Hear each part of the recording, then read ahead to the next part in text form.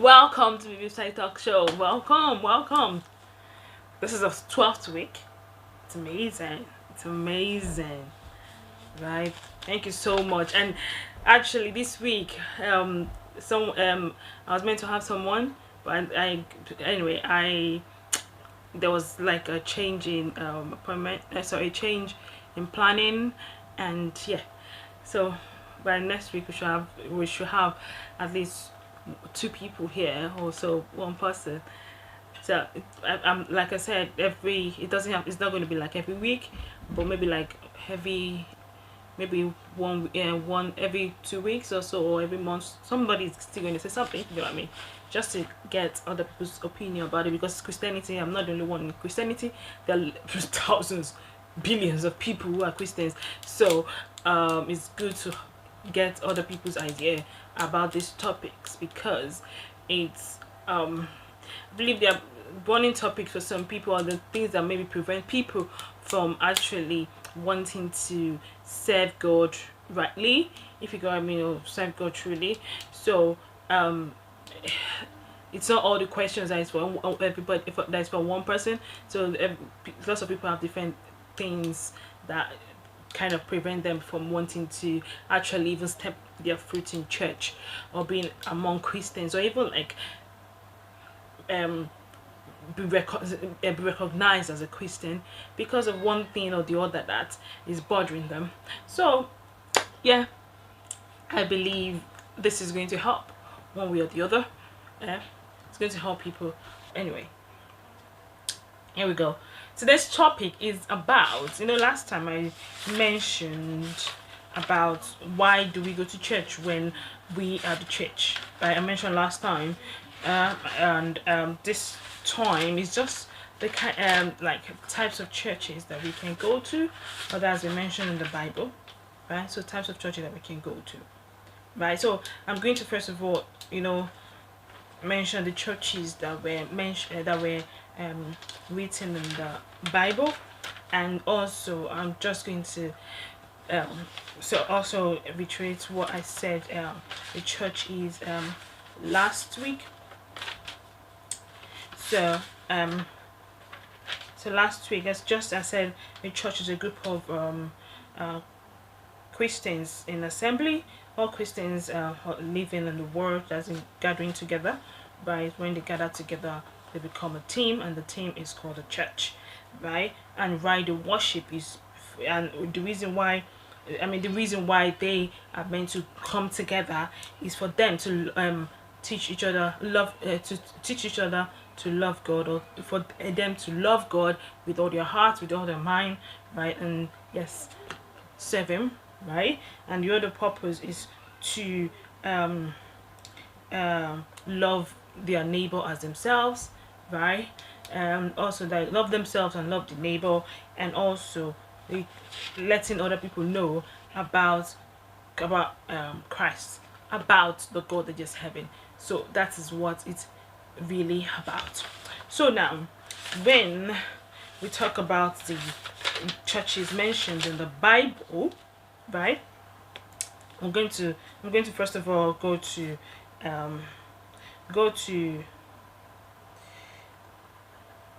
Revelation 2 verse 1 to 7, which is referring to the churches in Ephesus. So it said, write this letter to the angel of the church in Ephesus.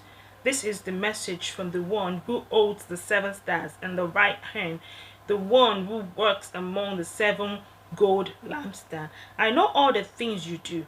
I have seen your hard work and your patient endurance. I know you don't tolerate evil people. You have examined the claims of those who say they are apostles but are not. Right? You have discovered they are liars. You have patiently suffered for me without quitting. But I have this complaint against you. You don't love me as each other as you did at first. You don't love me or each other as you did at first.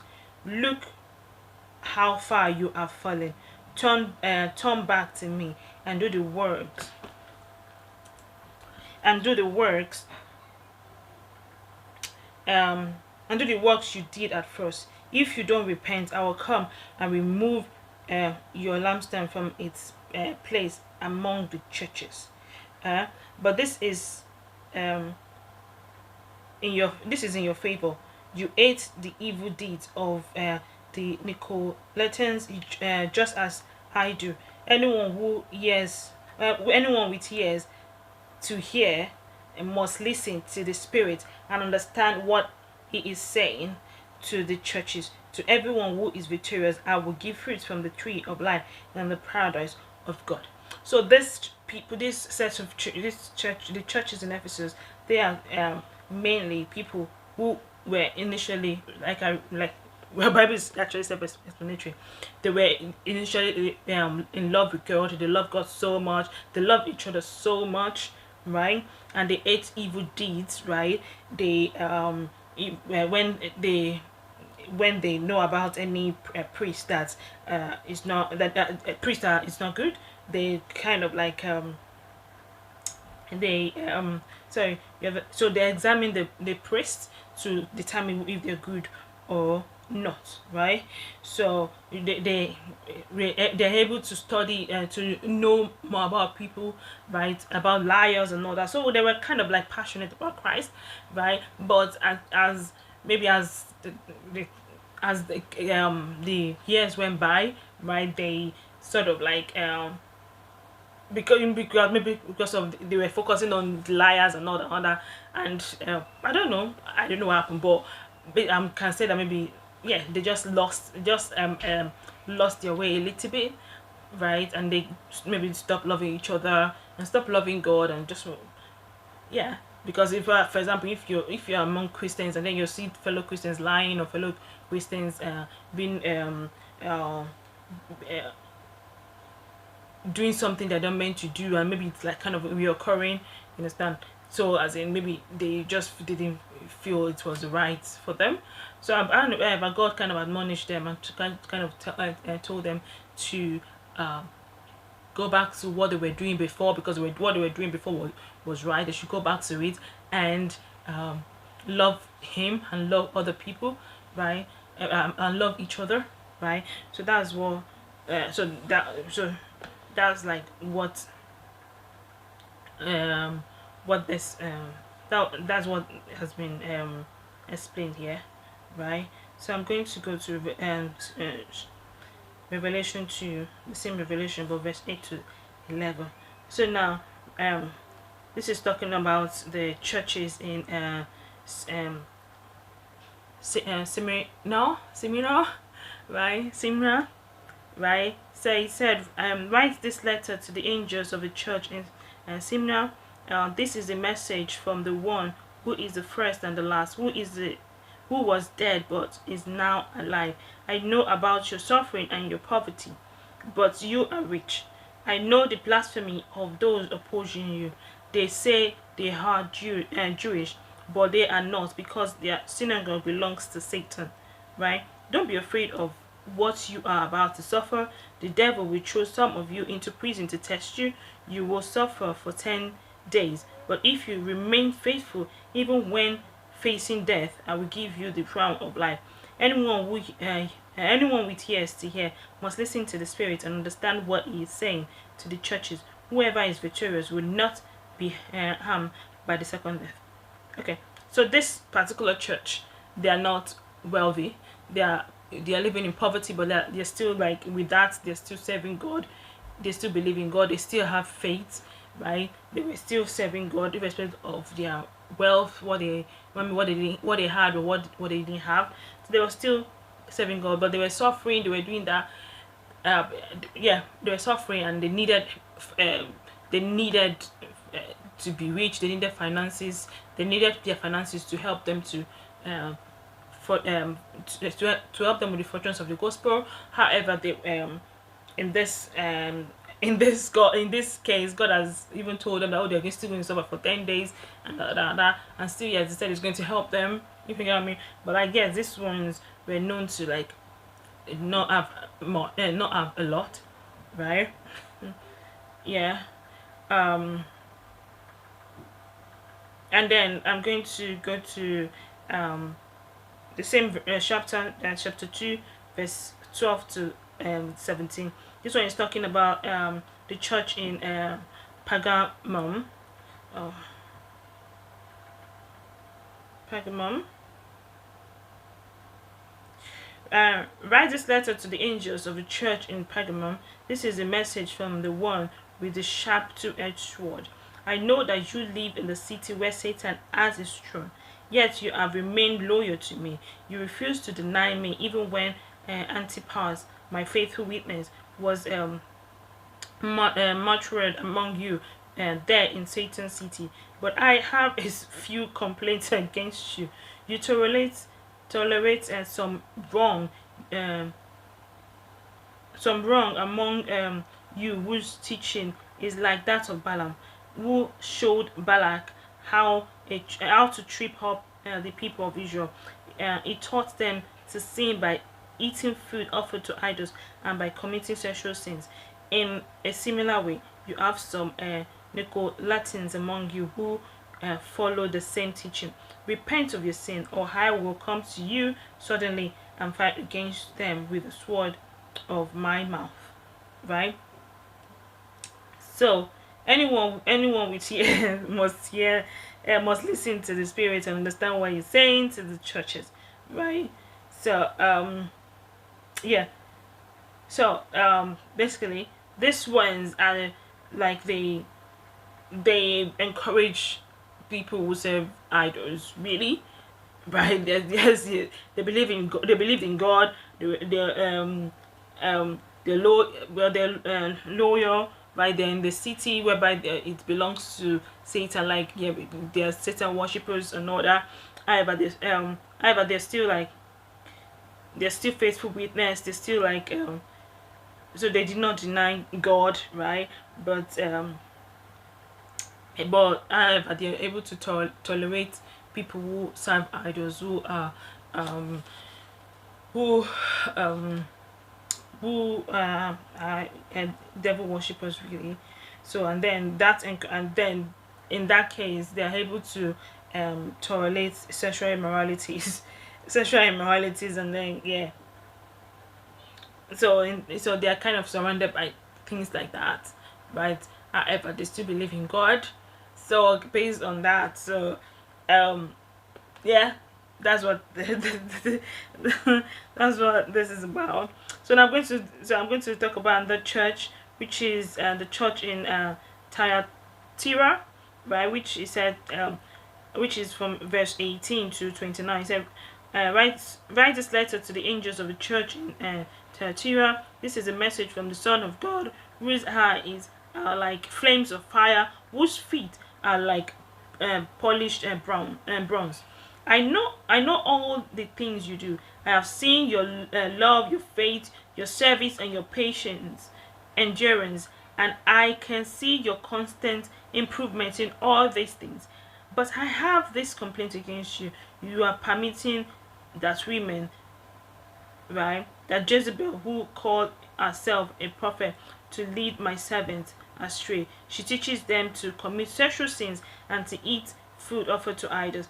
I give her time to repent. I gave her time to repent, but she does not want to turn away from her immoralities. Therefore, I will throw her into a bed of suffering, and those who commit adultery with her will suffer greatly unless they repent and turn away from from our evil deeds. I will strike her children dead. Then all the churches will know that I am the one who searches out the thoughts and intentions of every person, and I will give to each of you whatever you deserve. Right? But I also have a message for the rest of you in Thyatira who have not followed this false teaching, deeper truth, as they call them, depths of Satan. Actually, I will ask nothing more of you except that you hold tightly to what you have until I come. To all who are victorious, who obey me till the very end. right? To them I will give authority over all the nations. They will rule the nations with an iron rod and smash them like clay pots. Right? They will have the same authority I received from my Father, and I will also give them the morning stars. Right? So this one, they are doing what they should do. They're rendering to, they love God, they have faith, they're rendering the service they ought to do, they're patient, they have endurance. However, there's a lady there among them that yeah, is leading the prophet, probably the prophet's wife or something, but like leading the prophet, but like cussing the co- uh, leading so cussing, teaching them sexual, well, teaching them sexual immoralities, right? And out, and also um eating food that are offered to idols. So like there's a lady among them that leads, but like she's not leading right, and then she tends to like yeah, cause them to have sexual immorality. So with everything they still have this, right? So this are the churches written in the Bible, and I believe there are still other ones. I'm still going to go to, I'm going to go to chapter 3 now, and I'm going to read from 1 to 6. So this is for Sardis, church in Sardis. So I write this letter to the angel of the church in Sardis. This is a message from the one who has the sevenfold Spirit of God and the seven stars. I know all the things you do, that and that you have a reputation for being alive, but you are dead. Right? So these are like lukewarm church, and this is like they are lukewarm church. So wake up, strengthen what little remains, for even what is left is almost dead. I find that your actions do not meet the requirement of my God. Go back to what you heard and believe at first. Hold to it firmly. Repent and turn to me again. If you don't wake up, I will come to you suddenly, as unexpected as a thief. Yet there are some. Yet there are some in the church in Sardis who have not soiled their clothes with evil. They will walk with me in white, for they are worthy. All who are victorious will be clothed in white. I will never erase their names from the book of life, but I will announce before my Father and his angels that they are mine. Anyone with ears to hear must listen to the Spirit and understand what he is saying to the churches. So, this church are lukewarm, so they are hot today, cold tomorrow. They're just here and there, and they are kind of they're losing their reputation. They're losing who they are, right? So God is kind of like admonishing them to like wake up, and do what you're meant to do. You started the right thing. You started doing the right thing at first. Go back to what you were doing, right? Go back to it, and then take actions as you ought to, right? Okay. So now I'm going to go to another one. So 7 to, this is a church in Philadelphia, right? So this is 7 to 13. Write this letter to the angels of the church in Philadelphia. This is a message from the one who is holy and true, the one who has the key of David. What he opens, no one can close, and what he closes, no one can open. I know all the things you do, and I have opened the door for you that no one can close. You have little strength, yet you obeyed my word and did not deny me. Look, I will force those who belong to Satan's synagogue, those liars who say they are Jews but are not, to come to bow down to your feet. They will acknowledge that you are the ones I love. Because you have obeyed my command to persevere, I would protect you from the great time of testing that will come upon the whole world to test those who belong to the world. I am coming soon. Hold on to what you have, so that no one will take away your crown. All who are victorious will become pillars in the temple of my God, and they will never have to leave it. And I will write on them the name of my God, and they will be citizens in the city of my God. right? The New Jerusalem that comes um from heaven, that comes down from heaven from my God, and I will also write on them my new name. Anyone with ears to hear must listen to the Spirit, understand what he is saying to the churches. Anyway, so in this case, these ones, they are doing the right thing. They just need to keep it up. Just keep doing it. Keep doing it, right? Keep doing it, and don't slack. Don't slack. Let me use that word. Don't slack. Just keep doing it, and yeah, yes. So just keep doing it, and it's just encouraging them. Keep being victorious, right?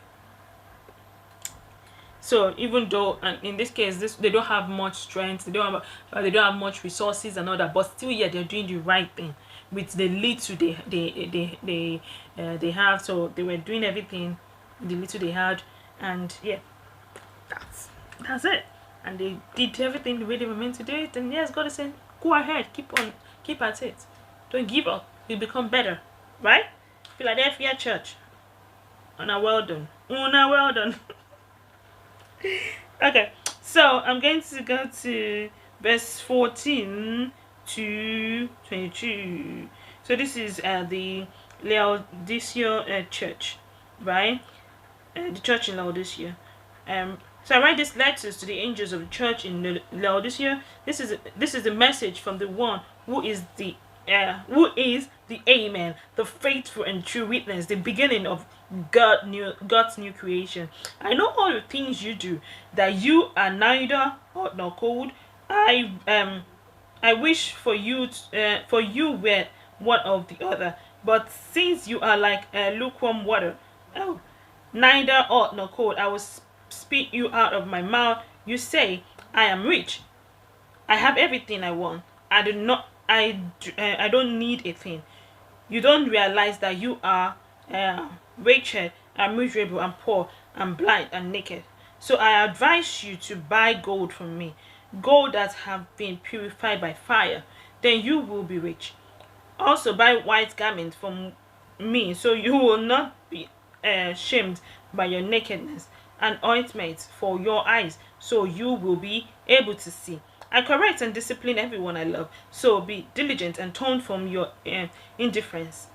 Look, I stand at the door and knock. If you hear my voice and open the door, I will come in and we will share a meal together as friends. Those who are victorious will sit with me on my throne, just as I was victorious and sat on my father's on my and sat with my father on his throne. Anyone with ears to hear must listen to the Spirit and understand what he's saying to the churches. So basically, I mentioned earlier about the churches that were local. So God just telling them here again, just be here or there, just take to one. However, just keep working, keep doing what you're doing, be victorious, do the right thing, get the right resources for your church, and yes, go ahead. So now, I've read about the churches in the Bible, right? However, when you come to like the modern day, there are several churches. There's several churches. The the Catholics and the Orthodox Church. Okay, the Catholic mentioned that they were the first, but the Orthodox Church also said they were the first. Anyway, one thing was that church started, right? Church, well known. So these ones, after the biblical one, there are other ones that started and they're not like in the Bible. So this churches, the focus, like I said earlier, is about teaching people to love God and people loving God. That's what it should be. People loving God, loving themselves, loving their neighbor, right? And by nurturing each other, encouraging each other, being better, right? Because yes, you can actually just like say, okay, yeah, I can just I can just meet up with my family in the house and just like, yes, we're all Christians, right? I just meet up with my family in the house and we just sit down and just like fellowship, and then do the church thing, just sing praise and worship, and then pray, and then yes, so one of us is going to minister another, and yes, we've done our church. You could say that, yes, it's a group of Christians meeting together. However, there are things that you need in life that might be beyond your family, right? So you just need to meet with other people. And also it's also good for you know, in a family you have different, women, so women are going to meet, men are going to meet, children are going to meet, like that, teenagers are going to meet. So you, as a family, you might lack something, right, that will help you, encourage you. Yeah, there are things you do as a family which is like priceless. There's nothing can be compared to it. Nothing, like nothing, right? But when it comes to some other things, no, life experiences and all that, you still need to meet with other Christians that are not like your family members, that you can like share your Christianity, your love with, right?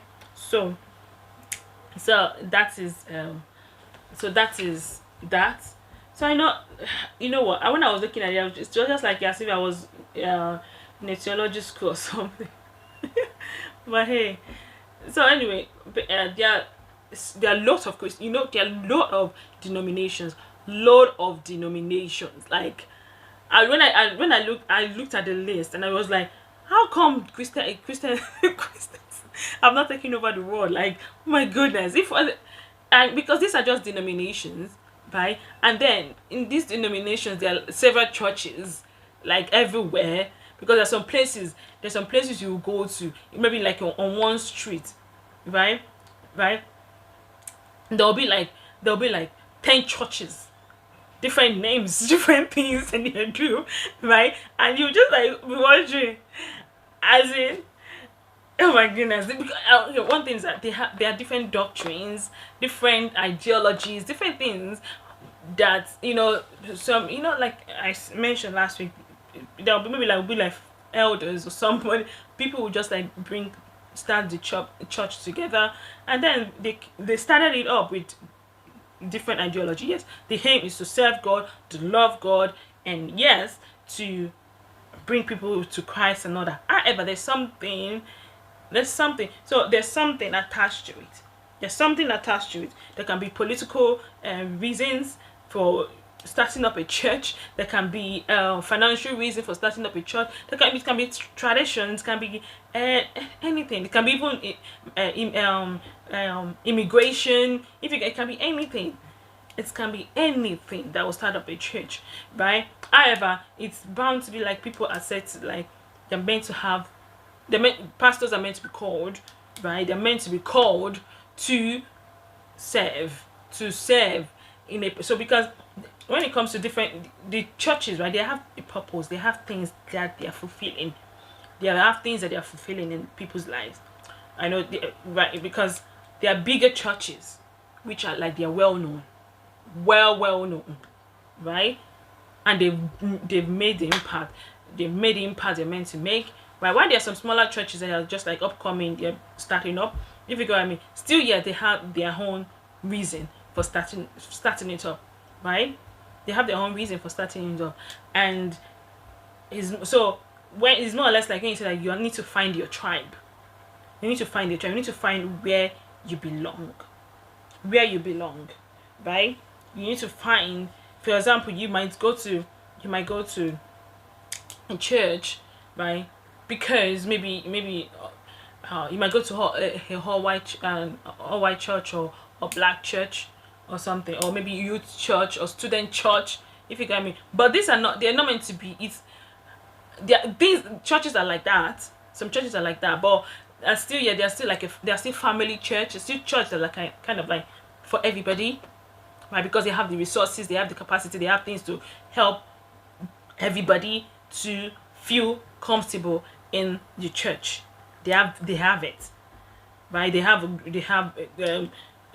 group, maybe youth pastor. They have children pastor, they have a normal adult pastor, so they have everything, right? And they have leaders to help all these people. Why there are some people, there are some churches that they don't have all these resources. They're like they're new startup, or like they have a reason why they started the church, right? For example, you might go to, if you go to a church whereby they're kind of like many immigrants church, all you'll be talking, all the most of the things that will be happening will be kind of like immigration, or maybe like and maybe if you're not somebody that has immigration issues, then maybe you might not fit in, if you get what I mean, or maybe you kind of like you will not be part of their system, if you get what I mean, or maybe the things they'll be saying will not be, it will not kind of be your own kind of thing. Or maybe you can maybe in a youth church, a church that whereby they're focused on the youth. I mean, they're focused on the youth, and most of the things they'll be doing will be like funky. They'll be funkinizing everything when they, when they have events. It's just going to be like the youth that will take charge, and the things they'll be doing will be so exciting. But it might not be exciting for an older person, if you can, but it will be exciting for a younger person. It will be exciting for a younger person, and most of the people that will be there will be youths, right? They'll do all the things the young people do, and there'll be a church whereby it's for whereby they're just like family oriented churches, and they'll just be mainly everything they do will be family related. So if you want to if you're going with such thing, this one's mainly kind of like for smaller churches that maybe like not fully well known, because it might just be a church that's next door, and maybe they're not as big, as they're not well known worldwide or nationwide or something, and those are the things that will be happening, right? And I know like the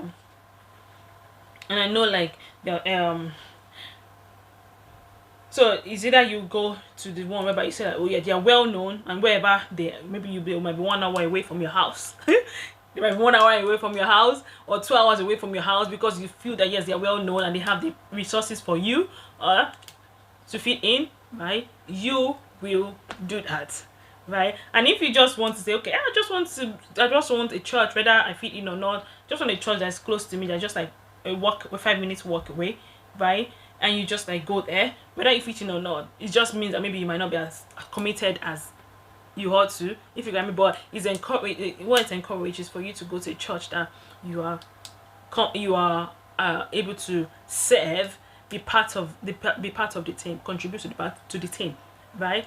Yeah. So it's important to do that. So easier you say that, okay, I don't, even if I don't fit, I'm not here for anybody, I'm here for God.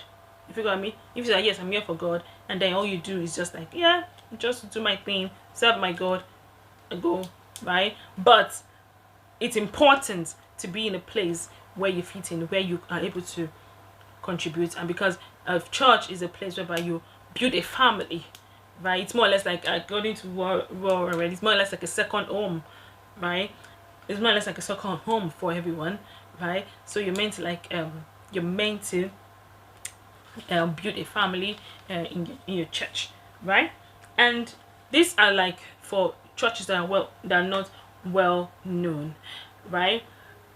But still, yeah, right? There are churches that, you know what, looking at this, right, there were like some churches that were there in like first centuries, but the Adamites, the Arianism, the Ebionites, the Massionism churches, Nazarene churches, and these ones like they were there, if you get what I mean. But like, I don't know about them now. But I think they'll be there somewhere. So anyway, so those were early Christians, and then we started having the ancient Christians, the medieval Christians, whereby we have the Catharism, the Donatism, the Polysianism. So there were lots of churches, and then Church of the East, and so there are a lot of churches, right? So the Catholic churches, the Orthodox churches, the Anglican churches, the Roman Catholic, Roman Catholic, and the Latin Church, Eastern Catholic Church. Because I know there's some people that are so traditional, but whereby they must go to, oh, I need to look for the next Catholic church around me, or the next Orthodox church and all that. So people do that, right? And wherever they are, they go there because they're already like used to the doctrine, used to what their tradition, really, their tradition. They're used to that, right? So the Protestant churches, Protestant churches, a lot of them, Lutheran churches, so Reformed, Calvinist churches, continental Reformed churches. So there are a lot of churches out there, and a lot of denominations, and under the denominations there are other churches, right? So the Anglican, right? The Anglican, like I mentioned, the Protestants, and then the uniting churches of the Anglican Communion, African. You know what? There are a lot of denominations, loads and lots of denominations, Baptist churches. So if you're being traditional, you know, like the doctrine and if you know the doctrine and tradition of the church, and yes, you can fit in, right? Yeah, fine, you can go as far as you want. However, the focus of it is about loving God, loving yourself, loving your neighbor, right? And letting people know about Christ. That is main focus of going to church. Letting people know about Christ, loving God dearly, loving yourself, loving your neighbors, right? That is loving everyone around you, right? That is the focus. These are the main focus of going to church, right? So what will make you not, what will make you kind of prevent you from kind of being part of a particular church, right? I can give you different reasons, so just some examples, really. So people like a church that changes, theology that changes the purpose of church, right? Just like, there are some churches that I mentioned that were in the Bible. So some of them were doing what they were not doing the right thing. They were not doing the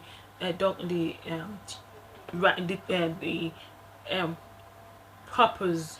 They were not acting the right way, right? They were not fulfilling the purpose of the church, right? So changing theories. A church that will change theory, that will not encourage you to love God, that will not encourage you to serve God, encourage you to love yourself. So you're not meant to be part of such a church, right? A church whereby they have cliques, right? So whereby if you don't, it happens outside church as well, whereby if you don't if you're not part of a particular group, or you don't know particular family or particular set of people in the church, you cannot feel part of the church, that kind of thing. You're not meant. That kind of church is not a church whereby you should go. Really, a church is meant to be like a home. Immediately you step in, you're meant to feel that yes, you're in the presence of God. You're in the presence of God people. You're meant to feel like you have a family, or you can build a family in that place. That is what a church is about.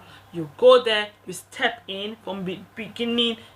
From when you step in, you are able to know that yes, this is a place I can have a home. This is a place I can build a family, right? So when you talk about cliques, when you see cliques and all that, you just know that is it that you like what did they do? If you cannot fit in, you just have to go. If the cliques are not like making sense, you just have to go. You just have to try to leave. And maybe a church. Another example is a church whereby they feel like they are the only people. They are the only people, and the people outside their church, or don't come to their church as sinners, even though they might be Christians. Maybe they go to a different church, right? If when you come to that to when you're in that kind of church whereby it's only them, they just feel like, yes, we are the only people that know God, they're the only people that serve God, right? There's nobody else in this world that knows God. Understand?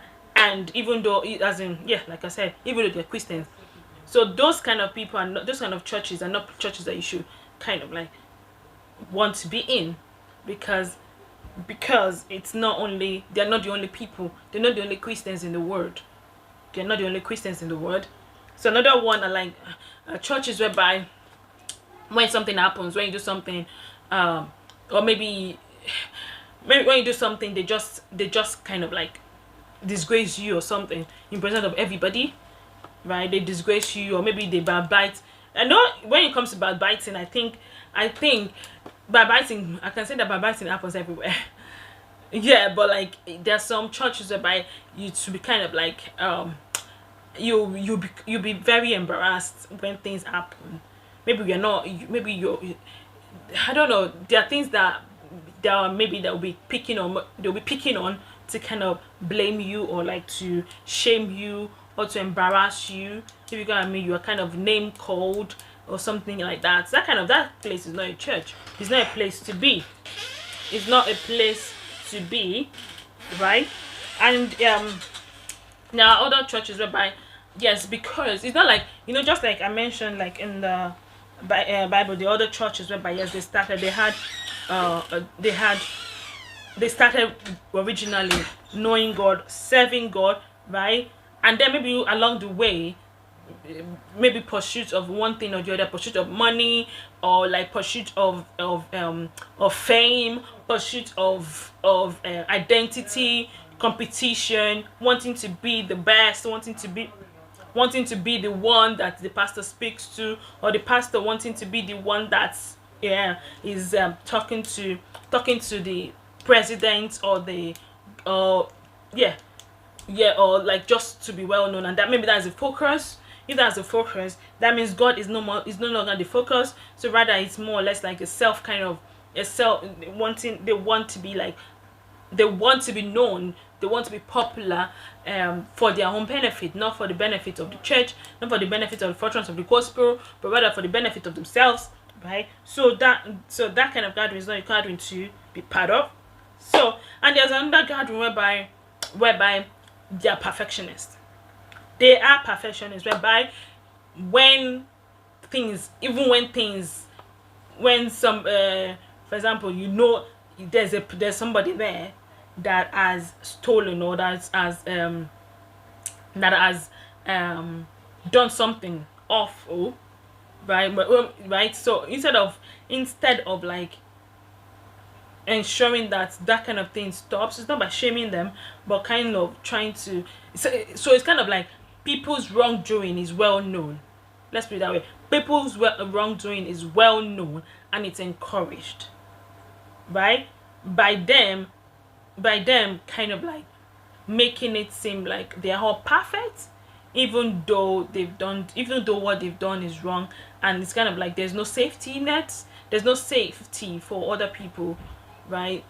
So people are not safe in that kind of gathering, because you can see that maybe, yes, it's encouraged. The next person next to you can just like kill somebody, you just do that, and it's encouraged, accepted.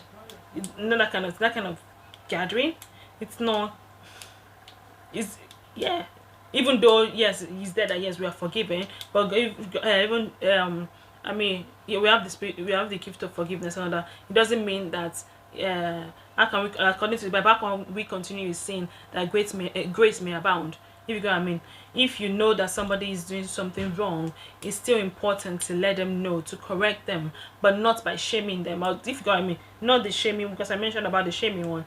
So it's not about shaming them, but like ensuring that even when they've done something wrong, they are accountable.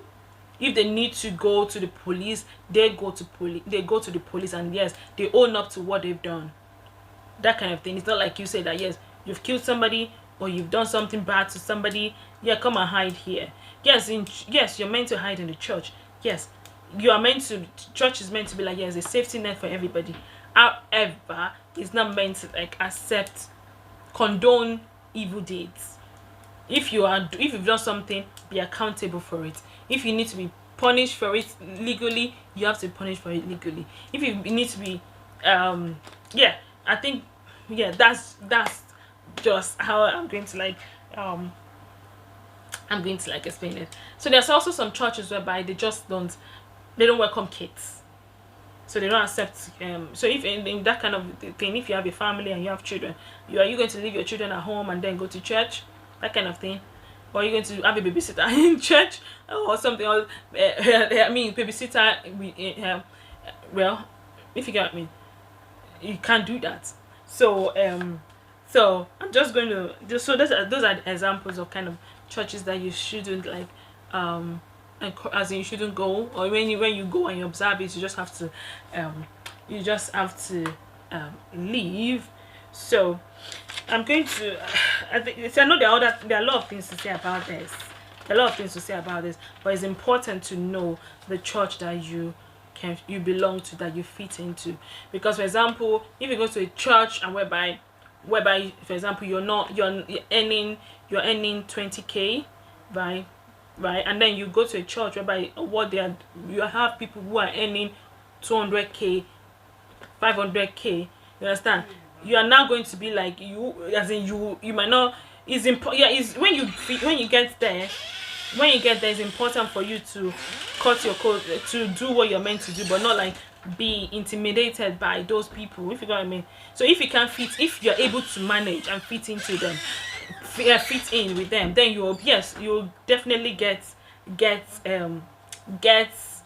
recommendation, get help here and there, if you know what I mean. However, if you're not able to get help, or you're not able to fit in, or maybe you're if you get me, your dressing doesn't match up with theirs or something, or their requirements. You know, when you join one of their groups and they say that, oh, come and give this one, and you see one person giving millions, billions, and then all you can give is £1. Yes, your widow's mite is accepted. Yes, that is it.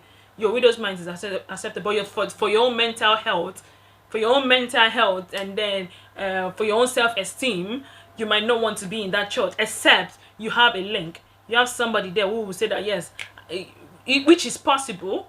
If you let me say, if you stay there for a while and you are not able to get to be part of them, by then you might not be able to fit in. You just have to go to where you are able to fit in, if you get what I mean. However, being there, you might even say that yes, I will render public service, I will do everything, I will be their cleaner, I will do this, I will do that, because I want to get connections or something. And if you say if it happens, but it's up to you. It's your own self-esteem, it's your own mental health, it's your own well-being.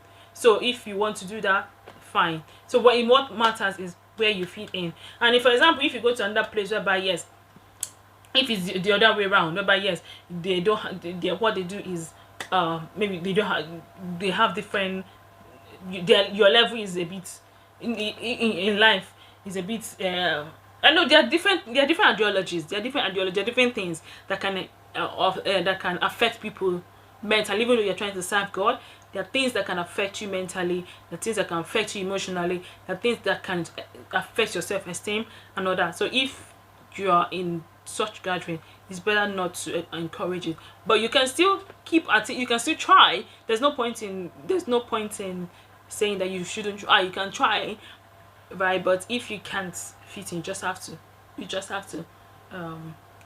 if you can build a home or a family there, you just have to go, because the point of being in the church is to build a family, to build a home. And most churches really, you're able to do that, but if you know what I mean, there are times where you will not be able to. So in those times, you just have to find another place.